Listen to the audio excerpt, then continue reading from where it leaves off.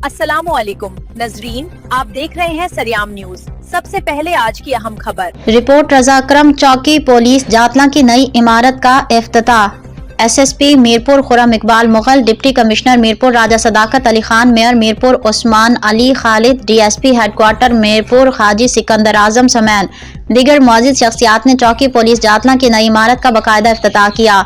इफ्तिताही तकरीब आमद पर SSP, deputy commissioner, mayor Usman Khalid और दीगर का शानदार इस्तकबाल किया गया और फूल भी पेश किए गए।